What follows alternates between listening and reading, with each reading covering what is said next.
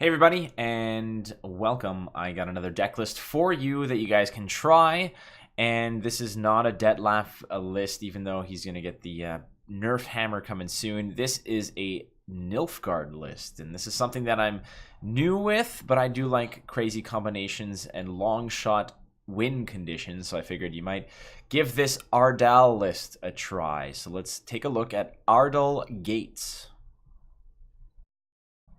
Alrighty, so the Ardal Gates list that I've sort of put together was, it's definitely not my idea. You've probably bumped into this a few times. I lost to this deck once, and I've only ever seen it once. And when I lost to it, I said, this could interestingly come back to haunt me more than once. So why not go out there and haunt other people with this crazy combination? And we'll go through the deck list first, and I'll tell you how it works. So real quick, we'll bust through the bronzes, and then we'll get to the gold. So simple 4-spot drops here. I mean, the 4 provision cards are pretty much staples. We've got 4 times Nausicaa Sergeant, easy. 4 Fire Scorpions, of course, with the tactics, the tactic engine, and the leader being Ardal. You can obviously throw in some Fire Scorpions. I've got 1 Tourney Joust. I've got 2 times of the Menagerie Keeper. This is a good one. Deals 2 damage and bleeds for 2 turns. I like this in the 5 provision spot. I have 2 times Alba Armored Cavalry, locking him up. No big deal. 3-drop and a lock for 5 provisions. That's a pretty cheap lock and something you can rely on.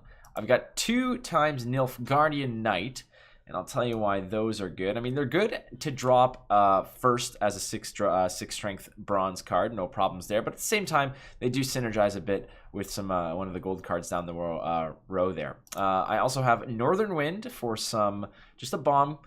Easy for some spot removal, engine removal, some banishment as well. I've got 2 times Assassination, again part of the tactic package, as well as just spot removal, 6 spot removal, or getting rid of those pesky cards. Now upwards we go. Now Albrecht is a 7 provision 3-drop that puts when played on the range row, puts a card on top of the row and boost it by 2. This is important because it not only fixes your draws for round 3, but it also allows to protect your important cards by giving him a little two extra sauce to play with. All right, Treyarn is obviously, you've seen this at Gwent Open 8 as being an important factor.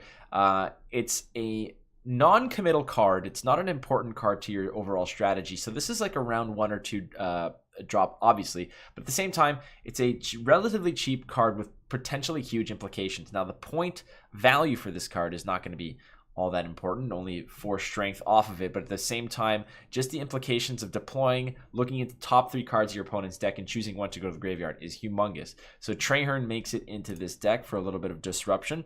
Glorious Hunt, this is one of the more expensive tactics at 8 provision. This card can get a little spooky because it might not always pop off, but depending on who you're playing against, you can usually safely play this against Scoia'tael because they usually play, say, Synthesis as an 8 strength card. Monsters often has big units as well, be it a Spear Tip or something else. It also burns off a Caldwell if necessary, which you don't have. So judge it. This is likely a card that you might be tossing back in the mulligan, but it has big implications. It reaches well beyond its 8 provision cost. Bribery is really good. Create and play a unit from your opponent's starting deck. Oftentimes that 8 provision translates to 11, 12, 13 provision, no problem. I've pulled a Spear Tip out of this, a 12-point Spear Tip off of this. I've pulled, even if you're getting 6 or 7 value off of it, is not the end of the world. It's a tactic. It's really good news.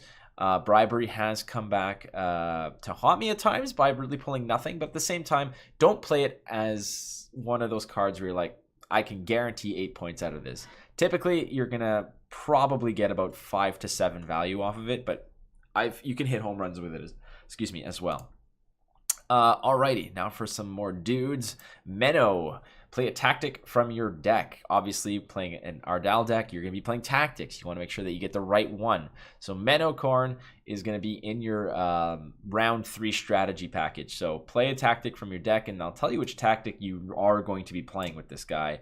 99% of the time. All right, Leo Bonhart. Leo Bonhart's an early game. He's not a finisher necessarily. He is there to guarantee that you can probably get a big swing in rounds 1 in order to win round 1. Because winning round 1 is super important in this deck, and his ability to play on the melee row and destroy a unit with 8 or more power is significant. That is oftentimes an 11+ point swing, which can really change the tides.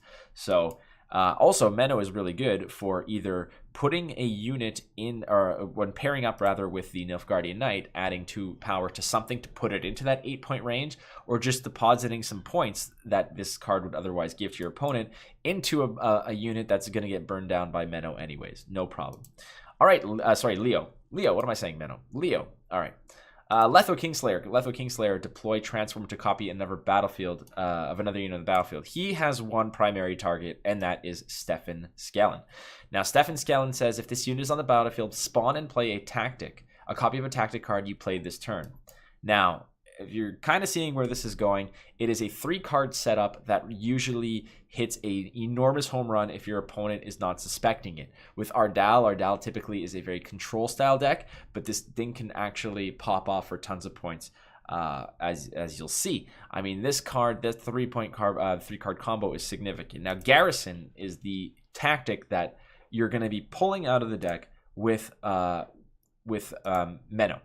That is your target card. Now, if you have it in hand, if you already used it for some reason, and you want to tackle Vigo's muzzle, or if you want to tackle bribery with it, it's up to you. But the guaranteed card you're looking for with this is Garrison. Garrison boost a unit by 10. Now, the way the strategy of this deck works is pretty straightforward to begin with. You want to be relatively liberal with all your cards except for the Magic Trio. The Magic Trio being Menno, Letho Kingslayer, and Stefan Skellen.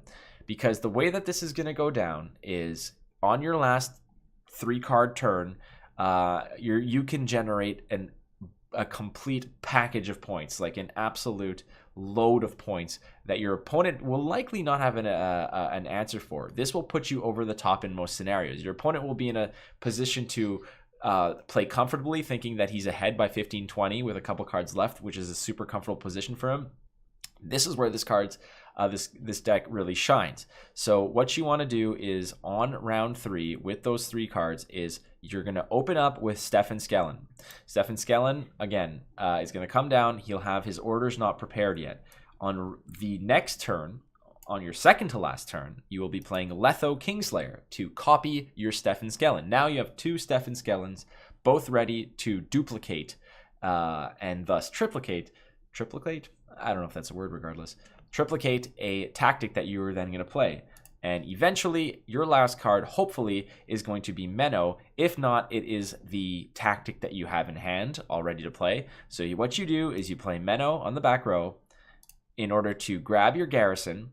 Garrison will boost 1, then you hit the order on your Stefan, boost another, and hit the order on your copied Stefan Skellen, which was your Letho Kingslayer, to boost for an additional 10. Now that is 30 points, plus the Menocorn, which is another 2, so that's 32 points, plus if you already have 1 Fire Scorpion on the board, his charge will go up by 3, so that is 35 points. If you have a second Scorpion on the board for some reason, that is then 38 points. That is a 38-point swing on those final turns, and I think that is enough to surprise your opponent. Now, what you want to do is to guarantee that you have that kind of last say. You want to really be aggressive in round 1. Dump all those cards. I mean, your finishers are those 3 cards. So cards like Leo Bonhart that crush big units, cards like Muzzle, your leader ability of Ardal, which will be at swiping a unit of 5 or more. You need to be relatively liberal with this. So I would tend to mulligan hard to win round 1 and use round 2 to cycle through cards and mulligan cards that you're going to need in the further round. Now, again, this deck suffers to a hard control lock meta, but that is if they have the exact 3 cards that they need to counteract your last 3 cards. Even if they lock your first Stefan Skellen, Letho on it will come into play duplicated without the lock, so you're fine. That is essentially how this deck works. It is a lot of fun. I don't think it's a very competitive deck, but it's something interesting. Ardal with 16 provisions offers a lot of stretch, a lot of room to build and customize. The tactics package is kind of still suffering a bit. I'm not a big fan of Tourney Joust, but there are other cards that you can play. And the bronze package is up to you, I'd say, in order how you want to do it. But I'm pretty happy with the gold package on this. Nonetheless, there it is. Let's go through it one more time. Muzzle, Garrison, Stefan Skellen, Letho Kingslayer, Leo Bonart, Menocorn, Bribery, Glorious Hunt, Treason, Traern, Albric, 2 times Assassination. You got 1 Northern Wind, 2 times Nilfgaardian Knight. I also have 2 Alba Armored Cavalry, 2 times Menagerie Keeper, 1 Tourney Joust, 2 Fire Scorpions, and 2 Nazca Sergeants. That is your deck, ladies and gentlemen. Ardal Gates. So there it is. That is my first attempt at a Nilfgaard deck, I guess. Well, no, I've made some before, but this is my first Ardal deck, which is a leader that I think is kind of cool, actually. In terms of winning rounds and tempo swings, he's your man. And as you can see, I told you it's not exactly a tier 1 deck by no means, but can catch some people by surprise. Give it a go. It's a nice change of pace for some, and yeah, I hope you like it. If you do like it, go ahead, hit the subscribe button here on YouTube. You can also find me, twitch.tv/WatchFlake, and on Twitter @WatchFlake. It's nice to see you. Thank you so much. Be kind to one another. I will catch you very soon. Adios.